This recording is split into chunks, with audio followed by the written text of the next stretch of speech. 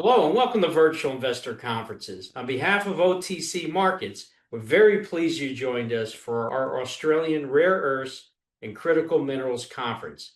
Our next presentation is from Dateline Resources. Please note you may submit questions for the presenter in the box to the left of the slides, and you can also view a company's availability for one-on-one meetings by clicking Book a Meeting in the top toolbar.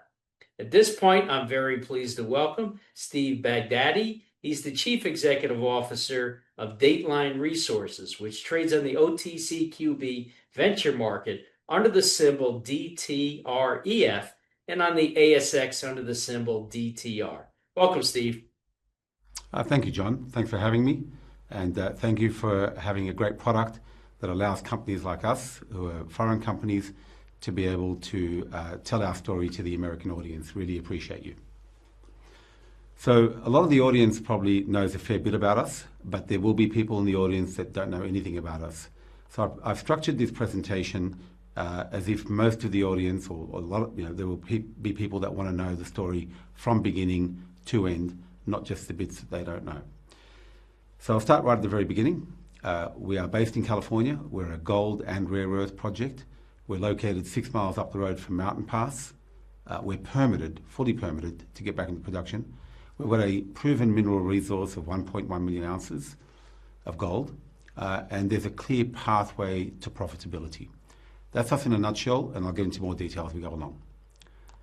The next 2 pages are our standard disclaimer page. Nothing new about this. Spend your time familiarising yourself with it. That's what they are. Okay. When I look at a mining project, I always look for the 5 Ps, is what I call them.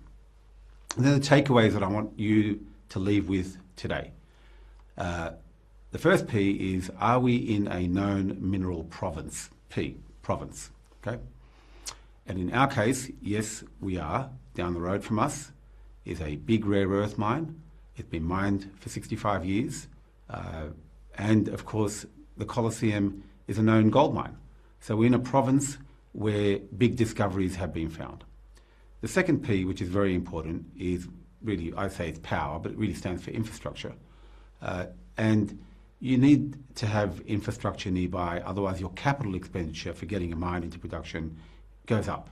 If you're 200 miles away from the nearest road, that's a big expense. If you have to fly your fuel in for power, that's a really big expense. So we are surrounded by infrastructure, and more importantly, infrastructure that has been used and continues to be used by mining operations in the neighbourhood. Permitting, very, very important.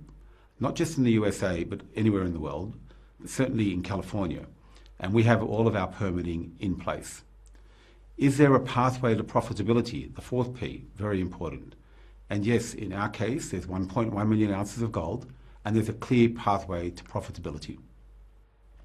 Now, the 5th P is very important also, potential for growth. So we have 5 Ps, province, power, permitting, pathway to profitability, and potential. They're the 5 Ps. Okay, a little bit of a corporate snapshot. And really, this is about showing how the OTC markets have exposed the company to the American investor base, and how that investor base has grown from only being 4.4% of the company in April to almost 40% now. And importantly, from my perspective, as a almost 12% shareholder in the company, I would like shareholders to know that my interests are very much aligned with yours, as is my chairman's, who owns about 15% of the company. So between us, we own almost 30%, say, or thereabouts. And every time we go to spend $1, we treat it like it's our own, because guess what? It is your money and our money, and that's the way that we approach it. And we're very cautious with it, and we want you to appreciate that, because we appreciate you as shareholders. Okay. There are 3 components to our business. At the Colosseum, there's the rare earth component, and it's clear to everybody now that we have to become independent of China. We have to be able to produce our own rare earths in the country. The West has dropped the ball on this one. and we're playing catch-up. We're a part of that process. We're a part of helping that catch-up process occur. The second part of our business is the gold mining. So we have a gold mine, and the gold mine can be broken up to two components. There's what's proven and the potential. So what's proven is going to give us short-term cash flow, and we're actively working at developing that gold mine and getting it operational. The third one is the strontium deposit, and that is a pipeline project. We will do some work on that commencing next year. The uses are growing, and when we get into production, it will be the first US strontium mine to get back into production in the US. Now, we talked a little bit about location. Location is one part of the story, and sure, location goes to the first P, province. We are located 6 miles up the road from Mountain Pass. That's a great thing. Okay, we know big rare earth deposit has been found here before, but I'll talk more about the structural controls in the next slide. Location is one part of it. We know that the government really wants this. They no longer want to import rare earths. They want to be independent of any other foreign country for rare earths. So we've got tremendous government support. We're in the right place and we're in the right time, and we've got a geological link to Mountain Pass. So in the next few slides, I'll go into the rare earth potential and why it's there and why we feel very encouraged pursuing the rare earth potential of the Colosseum project. Okay, this is a very important image. This proves that we are in the same structural control as Mountain Pass. So being close to Mountain Pass is nice. Being in the same structural control is fantastic. As you can see on that image, on the left-hand side, there are some darker looking rocks. They're younger rocks. And on the right-hand side, there's the lighter looking rocks. They're older rocks. The line that goes through the middle, as you can see that where the two meet, that's the Clark Mountain Fault. That's a structural control. That's a fault that has remained open for almost 1.4 billion years. Now, the Mountain Pass rare earth mine, they are mining their ore deposit right on that fault line, as you can see down there. And up at the Colosseum, the Brescia pipes have been found very close to that fault line. So there's no doubt in anybody's mind that that fault line is a major structural control. And although although being near is nice, like I said, being in the same structural control is fantastic. Now we've also got same rock types, same indicator minerals, same geophysical signatures, and those things have been confirmed by leading experts. Dr. Anthony Mariano and his son Tony, they've been out there, they've validated the data. The USGS has age dated the rocks and said that they are indistinguishable from the rocks down at Mountain Pass. Okay, so Dr. Mariano, he was the chief geologist at Mountain Pass for a long time, and he's a leading expert on rare earths. He was writing papers for the United Nations in 1980 on rare earths. So he's light years ahead of the pack. In the 70s, when he was the chief geologist at Mountain Pass, they did do some regional exploration. And he was the one that first alerted us to the fact that we had some rocks at the Colosseum that were genetically linked to Mountain Pass. Now, those rocks are what's called phenites. And phenites that have rare earths in them, like the ones at the Colosseum and Mountain Pass, usually get those rare earths from a carbonatite that has come from the magma and put the rare earths there. The Mountain Pass phenites are down the bottom. Dr. Mariano collected those in the 70s, and the Colosseum phenites are at the top. Dr. Mariano collected those in 2021. He exposed them to the same analysis technique, and he then got the images back as to what they are, and they show they are absolutely identical in terms of their reaction to the analysis. So, having established that we have the same phenites, and we are the same age, and we're part of the same system, we now have to look at the reality of the Colosseum. There's been a lot of mining up there. There's a lot of man-made disturbance. The geology, the natural geology is there, but it's not complete because it's covered in mine waste and tailings and so on. So we go out and we map the geology, and you can see the black squares, diamonds on the screen are the location of the phenites at surface. And we mapped them extensively, and there's more phenites there than what we originally thought. So we find that as another piece of evidence that gives us confidence to go to the next step. But what is the next step? The next step is to use the tools available to us to look subsurface, to try to figure out what's really going on. Now we know that carbonatites, rare earth-bearing carbonatites, are denser than normal country rock that don't have rare earths in them. So the image on the left is a gravity survey, and the hot pink spots are the really dense areas. There's a lot of hot pink spots, and on their own you probably wouldn't go and drill based on just those hot pink spots. Okay, you have to do a little bit more work. The image on the right is a magnetotelluric survey, and what you're looking for is a signature that is similar to the mountain pass signature, and then it correlates to a gravity signature in the same spot. And we've identified 3 targets here that have both a gravity high and a resistivity high that resembles the mountain pass deposit.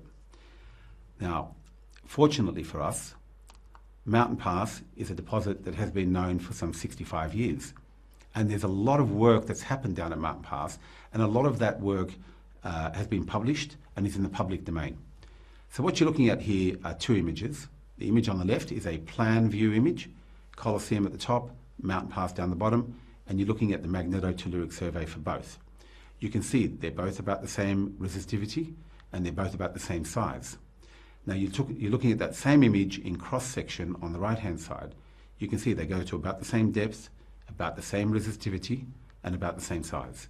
So this is really encouraging for us, and these are all follow-up targets now, and we have the drill rigs on site to follow them up.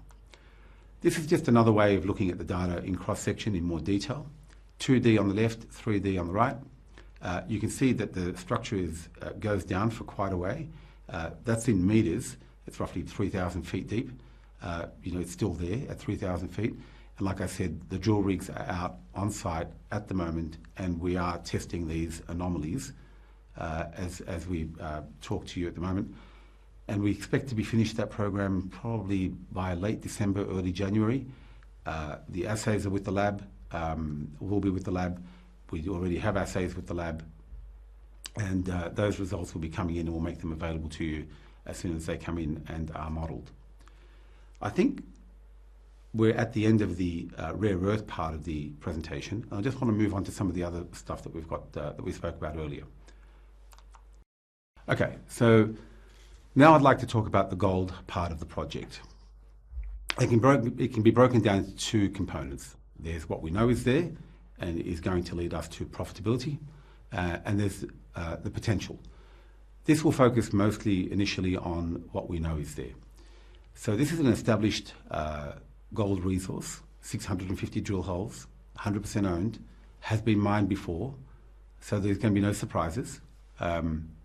We bought it in 2021. We applied some economics after we've drilled it out, and it looks fantastic using $2,200 gold. The gold price is significantly higher. I think it's over $4,000 an ounce right now. We plan to start constructing the gold mine in 2026, and that gives us the clear pathway to a profitable project. Now, we've talked a little bit about profitability. We've talked a lot about province. Okay, power or infrastructure is really important. Over here, we have used the power line at the back before when we were in operation. We've got access roads. We're not far away from a major city, which will make getting employees to come and work for us easy. They will be able to go home at night and see their families, which is very important. There are, again, no surprises. The power is there. It's not far away. We've tapped into it before. We're allowed to use it, and there's no surprises. And this is very real. This is not something that we have to provision for to come in 18 months' time. This is at our doorstep right now. Okay, so a little bit of history on the Colosseum. What you're looking at there in the image is the south pit and the north pit, the pipes, as they stood before mining. So the geologists would have walked up to those, would have seen those, and like all good mining companies, they would have gone for what was obvious and at surface, which is exactly what happened down at the Mountain Pass mine that carbonatite, the rare earth bearing carbonatite, was at surface. So there's nothing to look for. They walked up to it, it was visible. Same with these two pipes here at the Colosseum. They outcropped, and the normal course of action for mining companies is that you drill to the point where you can justify the capital expenditure to get a mining operation going. So that's what they did. They drilled those two pipes, those two pits, and they proved up 700,000 ounces of gold, which then justified building a mine. They did that. And normally out of the cash flow, you would then go look for more gold. But in this case, the company struggled because the gold price was low. They did produce 350 or 344,000 ounces of gold in that period. And then when the gold price went down to $300, they just suspended operations, which is actually the right thing to do, because you don't want to be selling your gold at no profit because it doesn't replenish itself and you only get one go to really make a lot of money out of it. You normally would wait for a higher gold price, which is exactly what has happened in this situation. We have come into it, the gold price at a high, let's get it back into production and start making real money out of it. Now, from the time that the operation was suspended until we bought it in 2021, no work was done, not a thing. Okay, but we got in there and we took the resource up to 1.1 million ounces of gold from what was left from the previous mining operation. Like I said, the scoping study, very conservative, using much lower gold price, showed that the project was viable, and now we are well and truly advanced on our feasibility study, and it should be finished by quarter one of next year. And some of those long lead items, like the ball mills and your SAG mills and so on, they're already being sourced, and negotiations are afoot to put deposits down to start the process of getting them over so that the project will not be held up. So there's many things happening at the same time to ensure that we hit our goals. Okay, we've talked about province, we've talked about profitability. Okay, now we're going to talk a little bit about we talked about power. Now we're going to talk a little bit about permits. Very, very important. In the case of the Colosseum, we're not waiting for permits. We have the permits. We're just doing the feasibility study, and then we're going straight into construction. Our permits have been acknowledged at the highest levels: the Secretary of the Department of the Interior, the Bureau of Land Management, the National Park Service. Everybody has acknowledged our right to be there and to mine. At the local level, San Bernardino County has also acknowledged our vested mining rights. And just at the moment, I think we're at the right place, at the right time, with the right conditions, and we're completely aligned with US policy to really play catch-up and get mining going again in the USA. Okay, a little bit about the economics of the gold project. So clearly, when we designed the mine, we used $2,200 gold for the pit shell. Okay, and with that, we came up with 635,000 ounces of gold that we could produce at a profit using $2,200 gold. We then applied $2,900 gold for the income stream to work out what our net present value is, and we came up with $550 million. That's a 61% internal rate of return pre-tax and a fairly low operating cost. So we're not overly sensitive to change in the cost. But the nice thing about what's happening to the gold price at the moment is not going up because of inflation, it's going up because of demand. And that just means that all that extra price for the gold that we're able to get goes to our bottom line. I think our margins at the moment are not quite twice where we started, but almost twice where we started when we first were doing this study. And of course, there is significant upside potential to the deposit with the extra areas that we've identified as worth drilling out and adding to the resource that we already have. Regarding the upside, we've talked a lot about the rare earths and the upside and going after those. We're fortunate that we sit in that same structural corridor and as Mountain Pass for the rare earths. But on the gold, we've identified 3 high priority targets that are worth going after out of 6. And target number 1 is currently being drilled, and we'll drill the other 2 targets in due course as we progress the drilling program. But this gives us real upside potential. So we've talked about province, takeaway 1, power, permits, profitability, and potential. They're the 5 takeaways that I want you to leave with today. And we've got all 5 of them here. In terms of the drilling, we've finished the feasibility study drilling. That went pretty well. We made a release on some of the findings so far, some of the results we got back, and there's more.